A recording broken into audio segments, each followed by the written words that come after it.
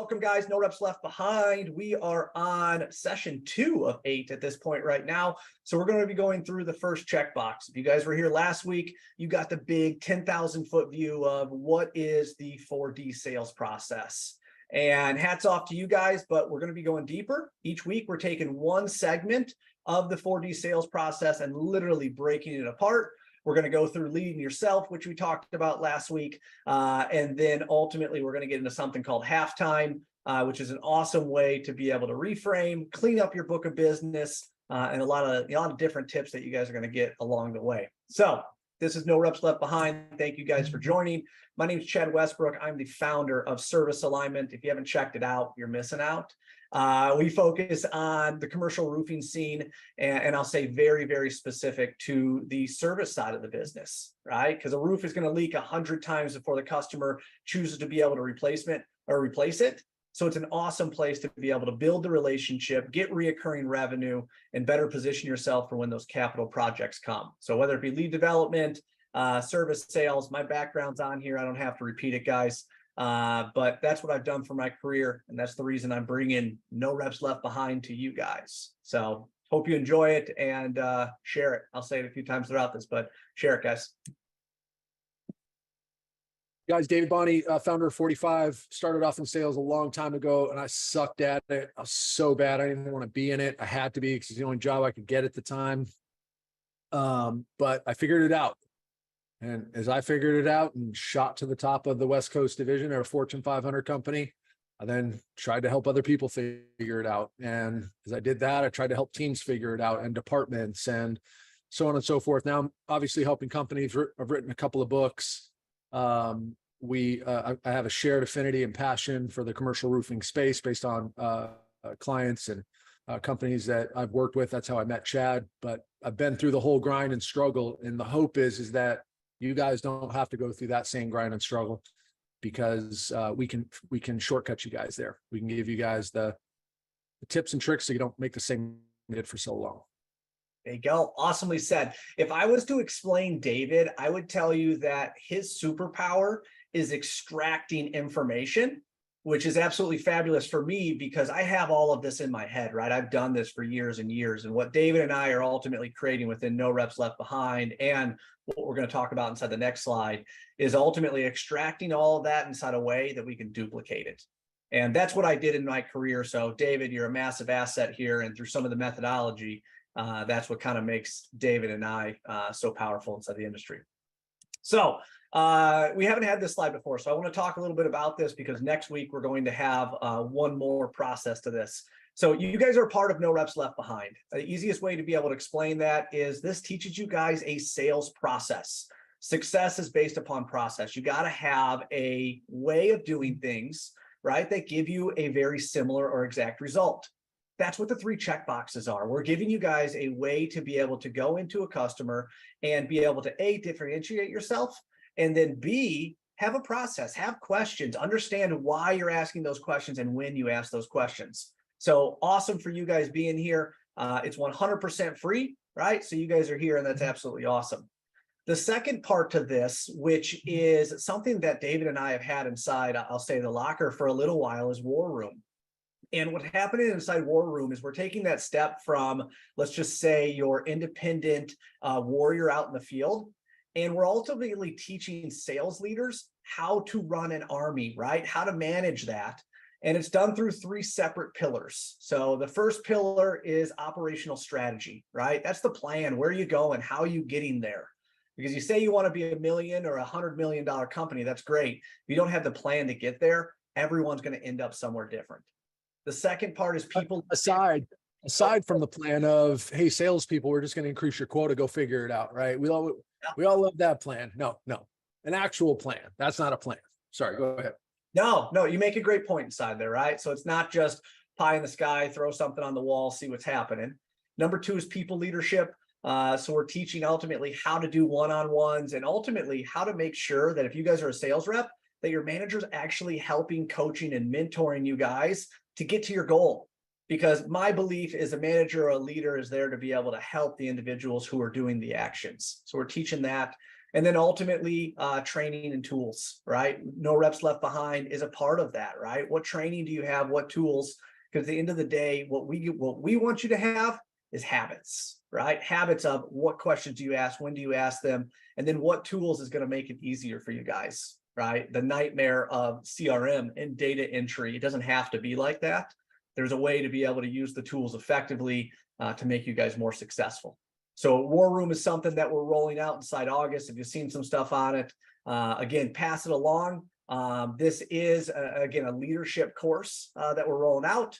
And like I said, some more stuff coming down the pipeline in the next couple of weeks. It's going to kind of bridge the gap of what we have going on in our industry. Anything you want to add to that, David? Nope.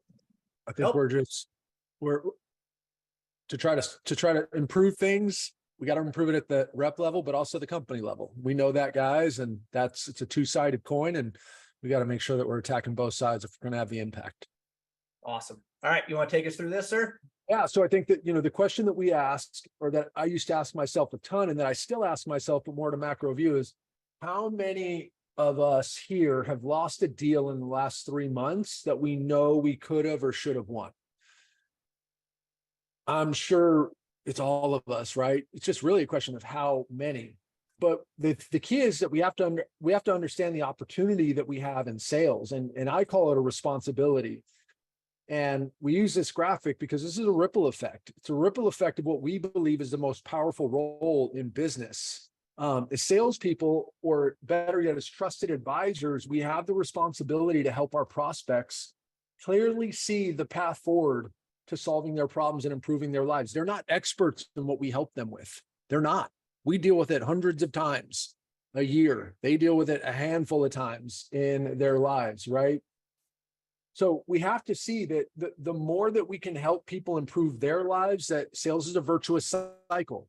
Helping those people allows us to earn basically limitless amounts of money, so we can provide at the highest levels possible for the people that we love the most. But we have to also understand that this virtuous cycle instills a level of confidence that is undeniable when we walk in the door into our homes every single day. The confidence that there's really no limit to what we're able to achieve if we're willing to build our tool set and our skill set. And this confidence and this mindset of abundance is essentially infectious, guys. And it's infectious to our kids and our spouses. It's infectious to our communities. And it's just so powerful. This is why we love sales. This is why we're dedicating our lives to this area. This is why we spend endless hours listening to calls, dissecting all of this, because, there's so many departments, more so in other industries, they seem like they're trying to figure out how to get sales out of the equation. Like, how do we just eliminate this role? We don't like it. We're trying to figure out how to perfect it because it's so dang meaningful. You can't get rid of it. It's not going anywhere. I don't care what AI advancements are out there. But it's a worthy cause because of not only the impact that it has to markets, but the impact that it does have on ourselves as it makes us better, as it makes our families better, and our quality of life. So we thank you guys for being here. This is super important for us, but we want you guys to wake up every day understanding the reality of the role that you're in and the importance that you play in the market that you're serving. It's awesome. It's an awesome point. So it's empowering, right? So as a sales rep, you guys help solve issues, problems, right? You guys are an expert. Your customer wouldn't need you if they had the ability to be able to perform what you guys do. Right. So you look at this when David and I were talking about the ripple effect, and it's just, this is empowering to understand that as sales or a trusted advisor, you guys are the initial impact that's happening. But when you keep businesses running, right, that's when you start affecting, first off, our prospect, the customer, right? So you think about, I'm just going to use a restaurant, right? So you have a restaurant, all of a sudden you fix the leak in the restaurant. The first thing that you affect is the restaurant, right? Now it's operational. And then that's how you can keep Culver's or whatever your restaurant is, right, open, which is then going to feed the community. So what you guys do is so much bigger than just selling roofing, especially in the commercial side, because you guys truly are keeping America running and keeping those businesses operational, and an asset that is there to be able to protect the business.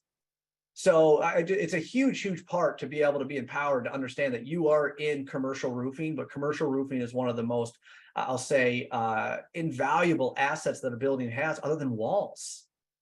So you got to be able to look, you got to be able to have that mindset, right? Transfer in and understand that when we put this stuff together, it's not just BS, guys. It's putting this together so you can be confident and be empowered that what you guys are doing is serving not only the customers, but ultimately families, communities, and everything beyond. So huge part of it, David. Awesome way to explain it, sir. Yeah, the empathy is huge, guys. Like Chad said, right? You go in with that mindset, then your empathy to the customer, because you understand how important it is to them. That it's powerful. It's meaningful. Yep. This is still yours. Still me. Still you. This is still you. Hey, I'm going to come in and drop in when, you know. So the question is, what's the biggest thing that's keeping salespeople or keeping any of us from stepping into the state of service, the state of limitless abundance, right? So after all the call reviews that we've done, and I told you guys, we've done hundreds of thousands of these things. It's crazy how much of this stuff we do. There's one big rock that if we remove this can start that path to really unlimited success in the role. And it's really simple, but it's so freaking powerful. Sales rep failure is largely made up of an accumulation of small failures in gathering all of the needed information in the process, and then a failure to present it back clearly to potential buyers. This isn't some mystical art where we magically sprinkle fairy dust on people and get them to buy. They want to solve their biggest problems. If we can put a plan together, if we can extract all the information and then present a clear plan back to them, they will do it. But this inconsistency is plaguing salespeople. Even when we used to give them the processes without the tools, they would go in and they would still just miss critical pieces. And then the deal would blow up because we realized we weren't talking to the decision maker, or we didn't understand what their process was for buying this stuff, or whatever the case is.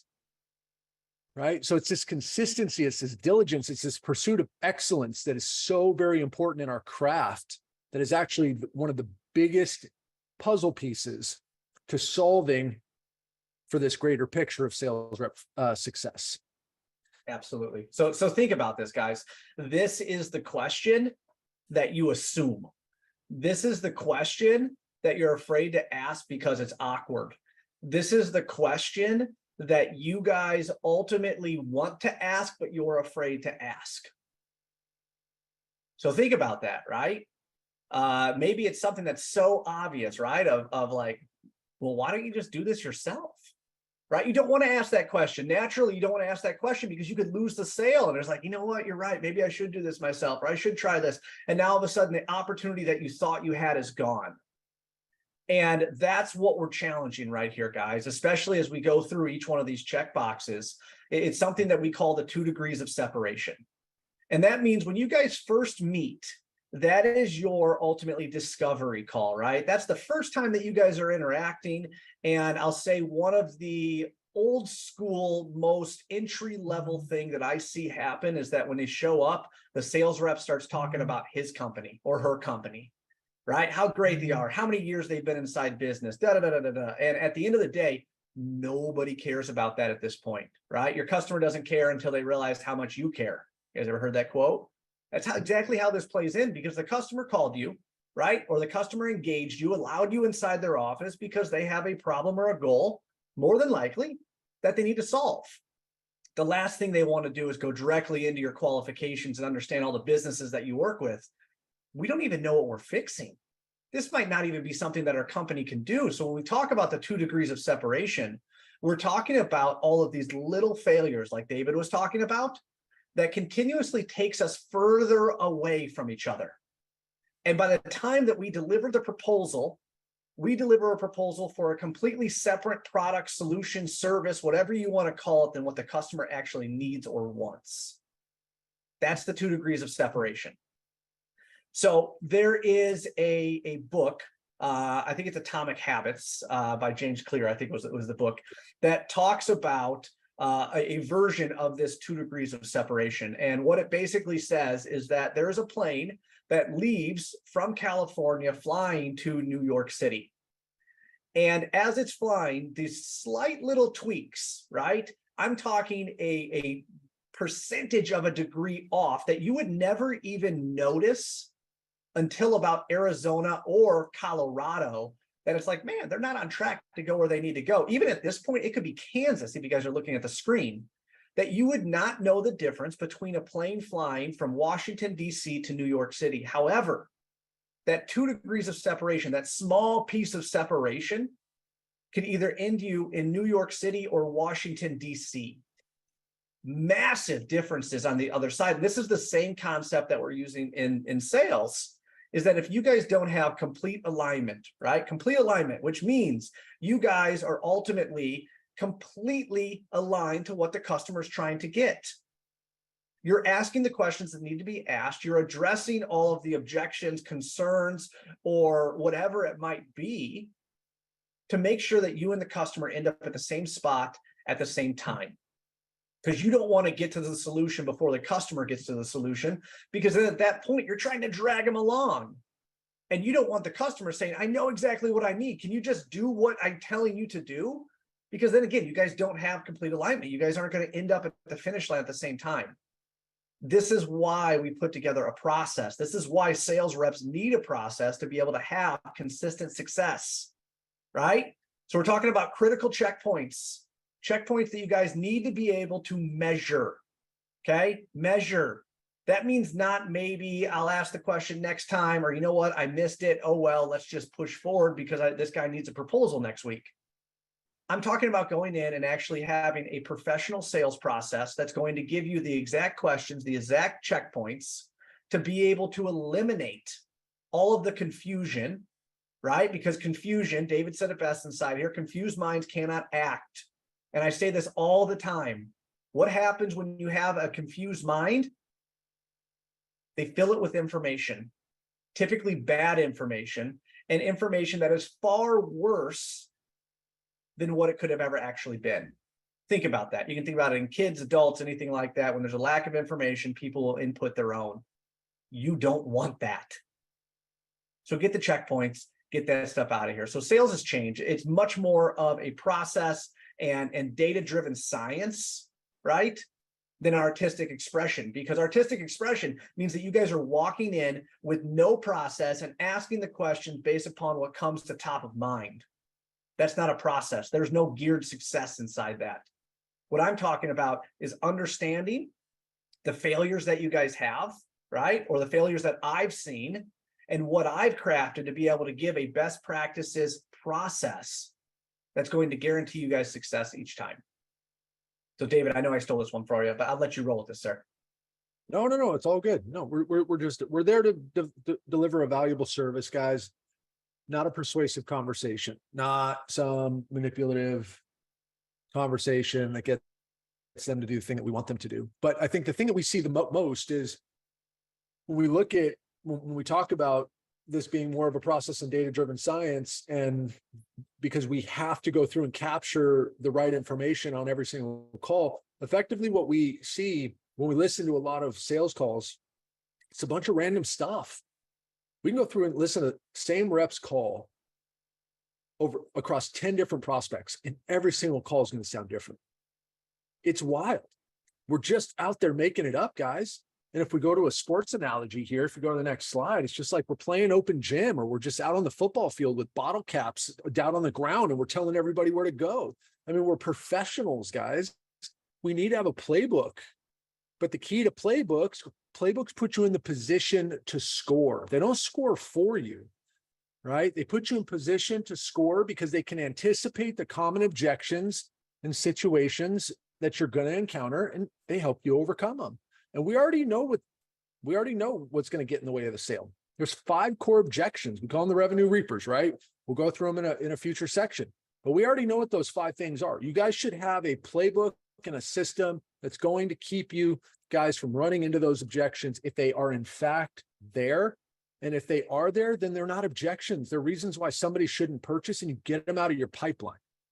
Okay. But every other sales trainer out there that teaches you how to overcome these objections reactively at the end of the process, they're basically telling you, how do you tell your prospect to do something that they already told you they don't want to do? It's a bunch of crap. It's bad. process or no process at all. So Yeah, stop playing open gym, get rid of the bottle caps. Let's install an offense, right? Let's act like professionals here and let's run something that will get you in position to get the critical information you need every single time. 100%, right? And you said it yourself, right? Everyone wants to have integrity in what they sell. They don't want to sell snake oil, right? Or sell something that they know is going to fail. On my side personally, it was my name, right? Yeah, I was working for a company, but they knew Chad. I was the face of the company. And that's the part, right? Especially bringing salesmen in, that listening to some of the horror stories for the different industries that they were in, it sucks. It doesn't have to be like that, right? So here's the common objections, right? That I write down, that I see happening all the time. You know what? It's not the right time. We're going to hold off on this. I'm waiting to hear back from my boss. That means that there's another decision maker that we didn't know, right? We're going to go with the lower cost option. That means my value wasn't there. We don't have the budget for this right now. You know what? We're going to do this ourselves. We're going to try it, see what works. If something doesn't work, I'll give you a call back. Or unfortunately, we've awarded this to a different vendor. And that is best case scenario. 99% of the time, guys, they don't ever call you back. They don't ever respond to your email. They don't ever answer the door, right? Or come to the front of the desk. It's done.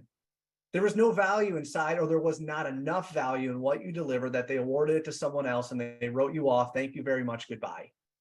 Those are not trusted advisor actions, right? Those are not good presentations that build relationships. These are ultimately goodbyes from your customer that we could have stopped, right? So David says it best. It's not about scoring on every single possession, but it's about scoring on more possessions every year. So how do you create, right, a better pool of proposals, a better pool of prospects, right, that are going to buy? And that's what we're talking about here. You want to take us through this, David? Yeah. So again, guys, we can't say this. It's not about closing every single sale. It's about closing more sales every single month as aligned to the Reapers. So let's just take you guys through the Reapers real quick. Go ahead and go down to the next slide. It's slow. It's okay. It needs Red Bull. It is. It is. I don't think the Reapers is in this one. No, I don't think so. are you in present mode? Oh, I'm in present mode. Oh, that's why it didn't update. Well, we run with it. So, all right. So I'm going to go through this one. So No, I got it. you can close. Oh, this is you? What? Go. Yeah. So basically, here are the revenue Reapers, guys. Here's why they're not moving forward. There's 5 reasons: timing, competition, either internal or external, price, trust, or they just don't think you have the right solution, product fit, basically solution fit. Those are the 5 reasons why we're losing deals. Okay. So the idea on this is not to close everybody. The idea is to just stop losing as many prospects as you've had in the past to the timing objection. Get more people to see that they should do it now and not wait another 2 months before it gets really bad. The key to this is how do we stop losing less of our prospects to the competition, internal or external? How do we lose less prospects to price because we didn't polarize them and anchor our price? How do we lose less to a lack of trust because we didn't go through our proven track record, our battle-tested proven results? And how do we lose less prospects ultimately to product fit? That's really the key on this. The key is how do we ensure that we're losing less of these? It's never about 100%, but as soon as you do that, guys, your conversion rate will go up probably by 40 to 50%. Okay. Now today on the urgency side, that's going to drive timing. It's going to drive we need to do this now.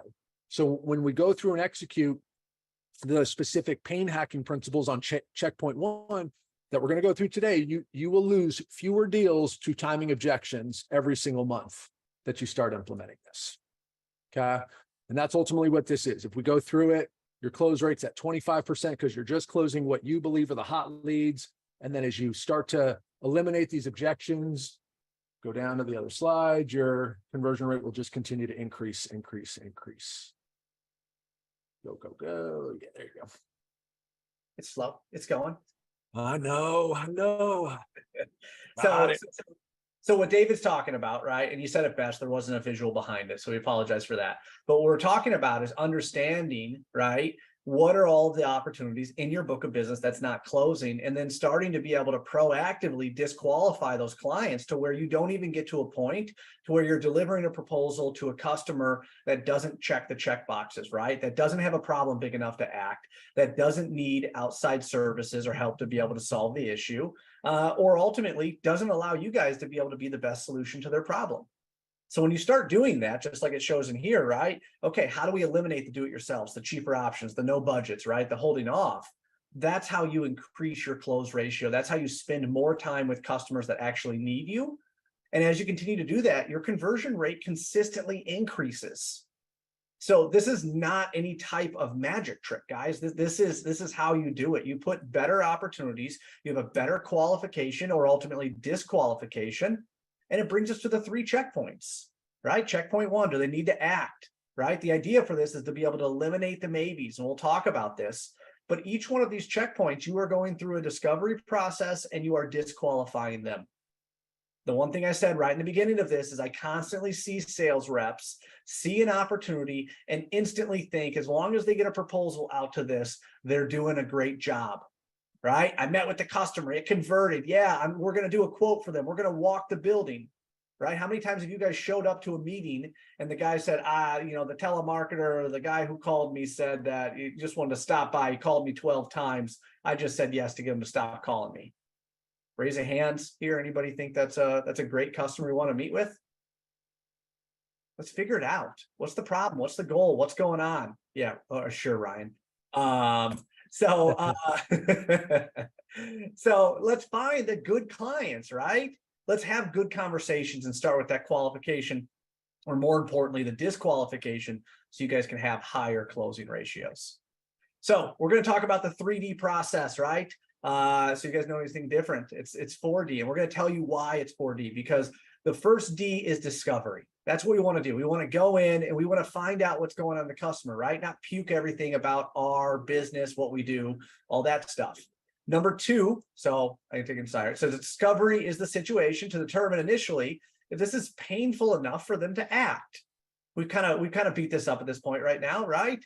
Is the problem big enough for them to actually spend it? I might hate the color of my house or whatever else it is, but as soon as you tell me it's $70,000 to change the color of my house, well, I don't hate it that bad.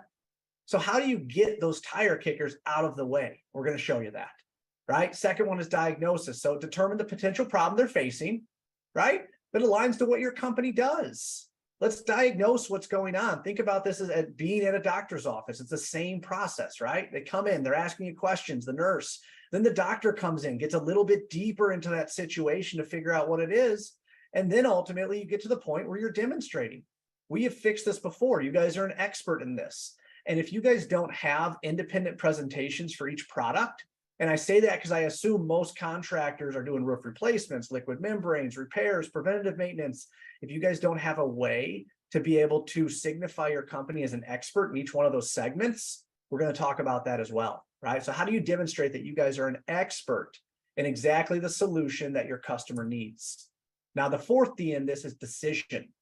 The reason we're doing all of this is to be able to drive a clear and confident decision from your customer. You don't want to persuade them. You don't want to force them, right? We want them to have a clear and confident decision based upon the information that we're giving them. So when we talk about this, I know I'm talking first person, right? I'm going to be a sales rep here, and I'm going to go through it and make sure that they check all 3 boxes so I can move forward and give them a quote. That's not what I'm talking about. I'm talking about doing this with your customer, okay? Asking the questions with your customer, because your customer is going to find out as well that, you know what, maybe this isn't big enough that we need to do something about it. Maybe we can do this on our own. And when you can start again eliminating those things, you move from being a contractor who just lost an opportunity to a trusted advisor who's helping this customer get the project finished within their means. That's where relationships come from. Relationships is about helping people, not selling people. And that's where the 4D sales process comes together, driving all of those together to be able to get to your decision. So discovery, diagnosis, demonstration, all of that is going to lead directly into a clear and confident decision, not only for yourself, but also for your customers. And then we're going to get a little bit deeper in this, right? Of what if by the end of every sale, you could confirm, right, that you guys are getting the sale. And I'm not talking about asking for it, because if you have to ask for the sale, that means that there is some type of roadblock that's eliminating the customer from making the decision or giving the contract to you, right? That's following up a week later to be able to say, you know what, can I get the contract? Checking in on the job. Has this been awarded yet? Those are all blanket emails to be able to say, hey, can you give me an update? What we've been able to do is ultimately take this whole process that we're talking about and break it down into an interactive platform where your customer can be on the same page with you. Too many times we do all of these proposals, all of this work to be able to give them a proposal, which we'll talk about, with a bunch of jargon on it. So when you ask these questions, you're able to define what is the priority level, right? 1 through 10, what's the priority level? How important is this project, right? This problem, this goal, how important is it to you based upon what you have going on right now? How many times I went into a situation and we're talking about roofing and they tell me, well, we got to get the HVAC units swapped out first and then we'll move on to roofing. That just went from like, I'm going to sell this next week to I'm going to sell this in 2 months. Understanding that priority can, again, give you a little bit of a pulse for how quickly the job's going to go, right? Or again, how important is it? The second one that we got is ability. So we talk about that second one. Screen's going a little bit slow behind, but the second one is ability. What is the ability for them to be able to solve this on their own, right? That's checkbox 2. They give you an answer 1 through 10. What's your guys' ability? Do you have the ability to go on the roof? Do you have the ability to be able to make repairs? I know some companies where literally they said they hired a drone company to go take photos of the roof so they can see what it looks like because they're never going on it. That's a big thing to know. And that's a question that we have to ask. And it's a question that's commonly missed because it's that scary question to be able to say, hey, if I ask this question, I'm going to lose the deal. Fact is, you're going to lose the deal no matter what, because once they see it, they're like, you know what, we can do this ourselves, that's what it's about. So then what we're going to get to, we're going to use those priority and ability, and it's going to break it down to 3 questions, guys. 3 questions that are going to align you during your presentation to let you know if you are on track. Number 1, is everyone still aligned to the problems that are going to be solved? Are you clear on how our solution specifically solves them? So I'm not talking about putting a patch on top of a TPO roof. I'm talking about your guys' special sauce, right? What is it about you guys that is so unique that's going to separate you from you? So are we clear on that? Yes or no? If the answer no, or the answer is like, it's okay not to check the box. Go back to the sales process because there's something that they're not understanding. And when there's something that they don't understand, you get objections. And that's the last thing that you want after you've turned over all of your power to the customer. So checkbox 1, right? Or question 1, I should say, confirmation close. Number 2, is everyone still aligned to the expected outcomes if these problems were to be solved? And when I talk about this, we're going to talk about bigger problem down the road and some future ones that we're doing. The bigger problem is not the stained ceiling tile. The bigger problem is not the water on the floor. The bigger problem is the icicle in the cold storage, right? That's hanging 20 feet above. That's a life safety danger, right? What's the impact if this doesn't get fixed? And we're going to talk about what all those questions are. But is the ROI sufficient? The ROI is not the cost of your proposal. This needs to be very, very clear. As a trusted advisor, it is not the cost of your proposal, because 99 or 100% of the time, your proposal does not 100% get that issue resolved where they can get back in the business. If it has to do with interior remediation, floor, carpet replacement, whatever it might be, right? Or even impact, labor side, moving the desks out of the way, whatever it might be, that's what we're talking about on return on investment, right? Is the expected ROI sufficient? Is the ROI enough to be able is the ROI enough for you guys to be able to fund this solution, right? Do you really need it? And then number 3, are we the right solution to solve your current problems and get you guys to your desired outcome? That's really important, because I'm not talking about roofing. I'm not talking about the proposal that I'm going to give them for $10,000. I'm talking about the solution that's going to take them from their current reality to where they want to be. Notice that all of these checkboxes, guys, are customer focused. It's about solving their problem and making sure that they're clear and they're confident that you guys are unique enough, right, to be able to get them from where they are to where they need to be. Again, if they say no to this, or if they say, yeah, no, you guys and the other contractors are great, go back up into your sales process because they're not clear. This is what I'm talking about when you take best practices from 40 years between David and I and put this in. There is a clear path to success, guys. There's a clear process to be able to getting it. And this is where it starts. Anything you want to add to this, David? Nope. It's just a logic tree, guys. You got to take action. You need outside help. You understand if those two things are true, then it just comes down to, do you understand how we do it? Does the price justify it, or does the ROI on your side or the cost justify you spending the money to do this with us? And now are we the best solution? You lead them to a decision. You lead them to a decision. 40 years, it's us combined. It might just be me alone, Chris. I mean, I could have 40 years of sales experience with this kind of gray hair. There's an offensive question that came in. It says, where does the 40 years come from? It comes from David's gray hair and then a little bit of mine that you can see right here. So Chris was saying that we look too young for 40 years worth of experience. I think we're back in. We're back in. You know, we're back in. I need that. I need that. You know, I don't get that kind of uplift from my wife anymore. So I appreciate that, Chris. All right. Do they need to act, guys? This is the big thing. This is the first thing. If they don't need to act, nothing else matters, right? The common objections we get on this is it's not the right time. We're holding off. I'm waiting to hear back from XYZ, or it's really, we're just delaying this, or we're going to go with a lower cost option, but we're not really going to do anything. The first thing that we need to do in the process is we need to take leadership position. Okay. And taking leadership position is coming into the call, and we're going to say, we're going to do some short, or into the meeting, we're going to do some short rapport building, but we're not going to manipulate them and try to make them our best friends. We're there to help them, right? Just like if you go to a doctor, if they come in, oh man, did you see that game last night? Right? You're literally about to throw up. Oh, I couldn't believe Harden put up 48 on him. Can you believe that? You're like, what are you talking about, man? I need your help, right? It's just like, just short rapport building, and then set the agenda. How is this meeting? How are you as their trusted advisor going to get them the value they were looking for by spending their time with you today? Okay. We need to be clear on how that's going to be valuable for them. And they will be more than fine when we state that to then answer all of our questions. Okay. And then we want to confirm that they're okay with it. Does that sound good? Great. Now, once we do that, then we need to understand what their objective is. This is the most important question in the sales process. Why are they meeting with us? This is the biggest tell, right? Chad said before, if they coulda, they woulda solved it on their own. If this wasn't an urgent priority, they wouldn't have started researching, or they wouldn't have made time to jump on the call.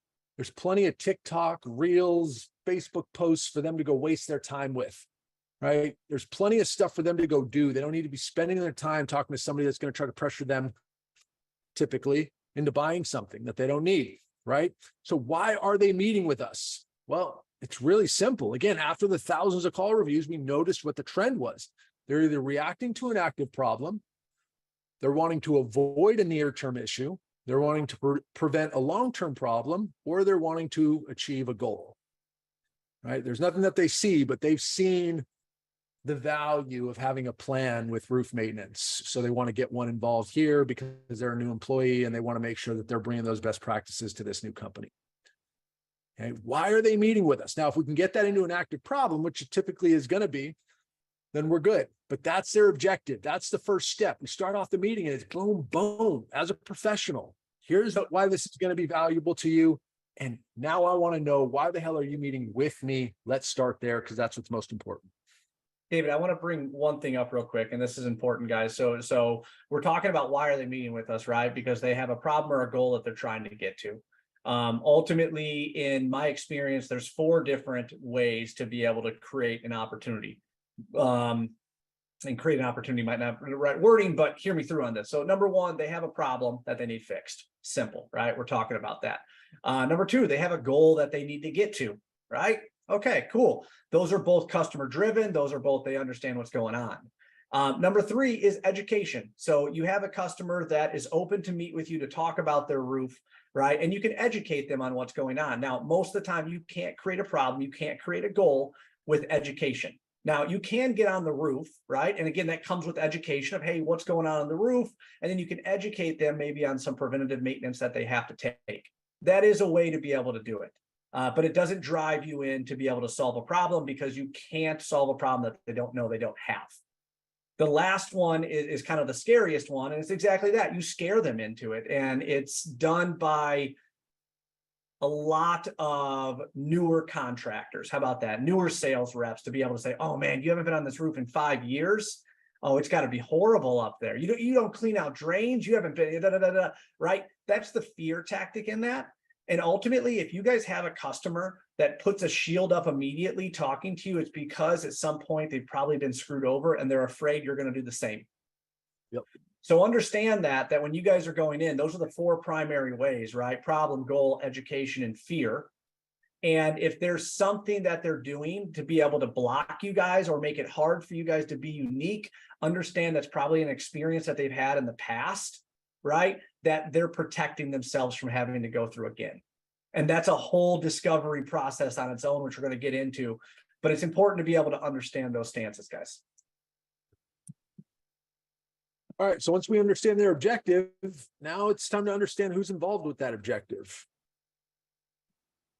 Okay, so this is it's a very specific formulated strategy to ask the right questions when.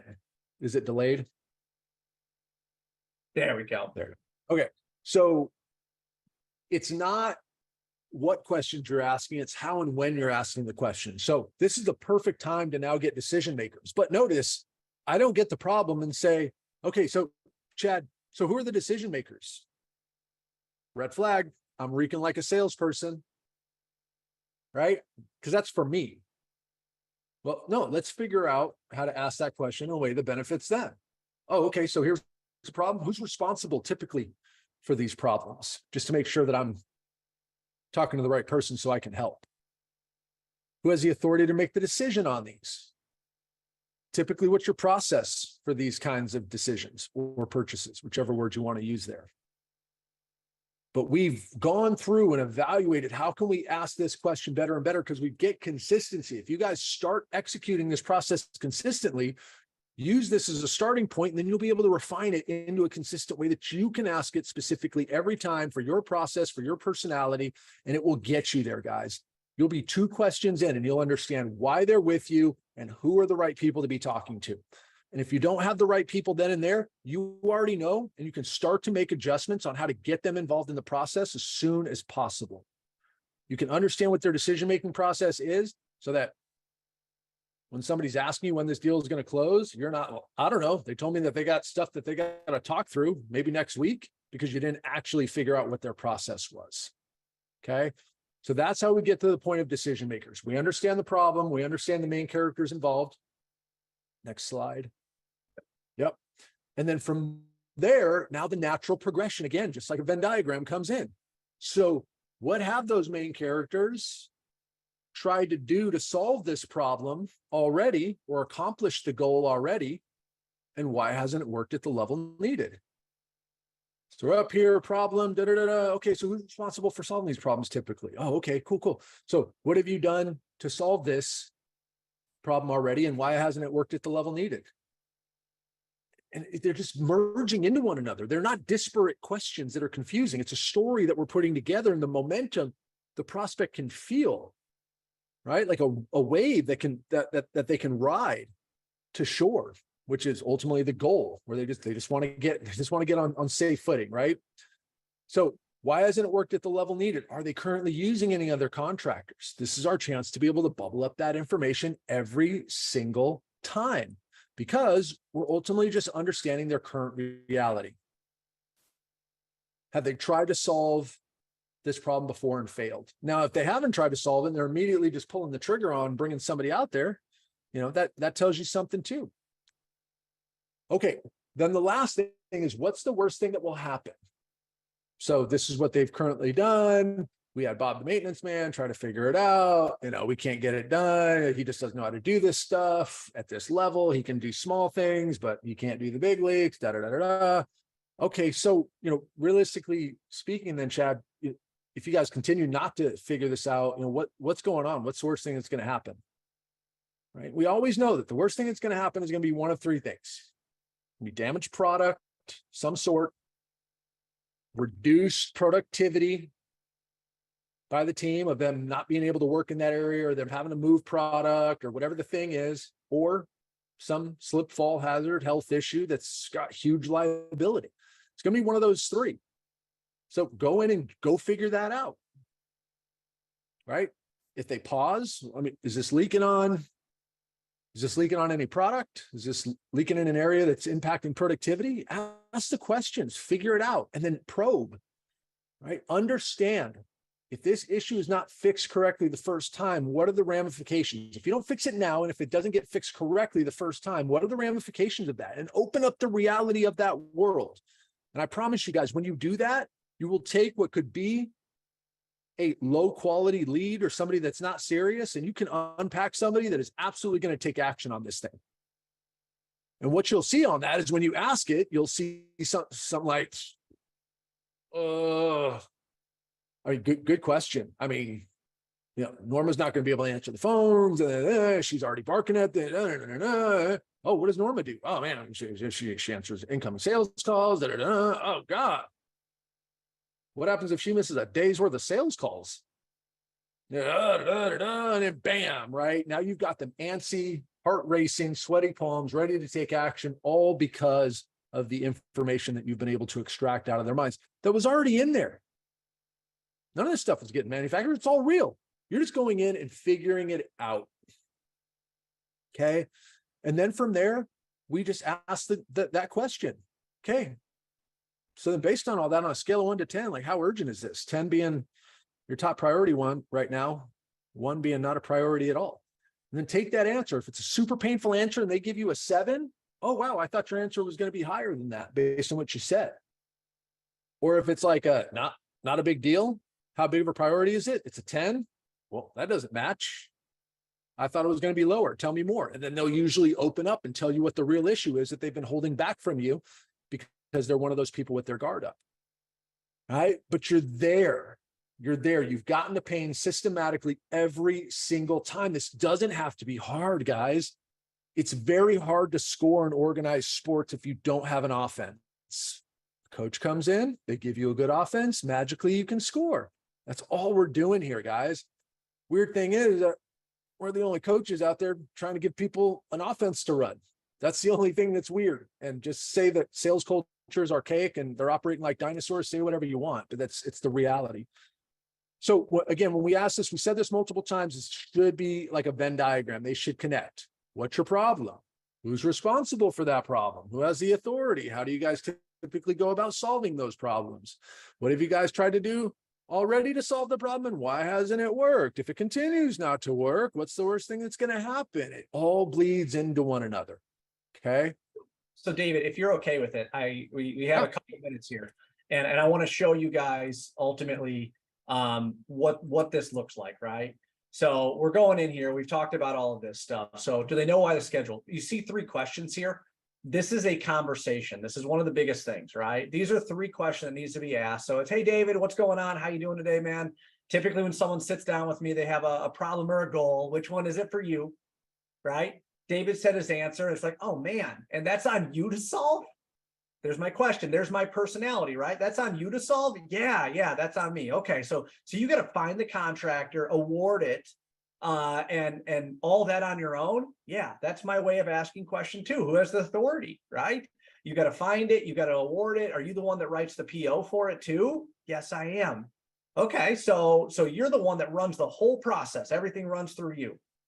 It's a conversation piece, and you guys can turn it into your own. But what you're doing, who's responsible for solving it, right? Who's the authority?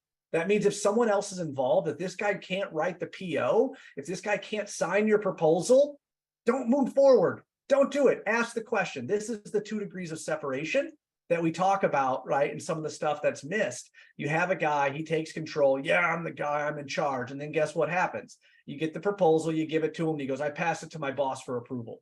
You missed that piece. You've handed the proposal over off and you've missed something now, right? Find out. Never got the chance to talk to the boss or try to get the boss involved in the process, right? Yeah, that's 100% true. Now the guy that you were selling is now selling your product and maybe someone else's. right? You're not even in sales anymore. You're the third person at this at Right. best, right? So you guys got to get in there and you Your got to leader. differentiate yourself from that, right? What have they tried so far to solve this? Why is this important? Because if you guys are proposing something they've already done, you're dead in the water. Again, 2 degrees of separation, guys. Ask the question. Get inquisitive about it. Why hasn't this worked? So it's like, that actually sounds like a decent idea. It didn't work, right? I'm framing, I'm mirroring, right? So he's telling me what's going on. I'm mirroring it back to him. It's like, you replaced all 1,500 fasteners, right? Different sales techniques in here, but that's what we're going about and doing it, right? And it's like, okay, cool. So are you guys using any other contractors right now for repairs or replacements on the facility? That's my nice way of being able to say, hey, who else is in here, right? Who else are you going about? Find out what's going on, because that pain part can be huge to be able to say, hey, we were using a contractor, but we're not using them anymore because of blah, right? Again, it's all information that you guys are going to use. So what's the worst thing that's going to happen? Remember when I talked about that icicle, right? The icicle is ultimately what is going into the bigger problem, right? The problem is that there's water on the floor. The problem is that the water is turning to ice. Okay, well, why? Who cares? What's it matter? Just walk around it. Well, we can't walk around it because now we got a safety issue. Now the forklifts are driving through there. We got an icicle that's hanging. Now I got a life safety event. We'll teach you guys how to do this, but that's the bigger problem that you guys are going to see. So realistically, what's the worst thing that's going to happen, right? What if you award it to somebody else for a cheaper price and they don't fix it and you got to go through all this again? That's a real question, guys. There's not a more painful question than that. What if you choose the wrong contractor, pay a little bit cheaper than me, but then have to do it again? And it's not the cost. Again, this is not about the cost of the proposal. This is about the impact to their business, because normally that's 10 times the cost of whatever your proposal is. Otherwise, they would not be spending money to fix it. Checkbox 1, do they actually need to act? This tie-in, guys.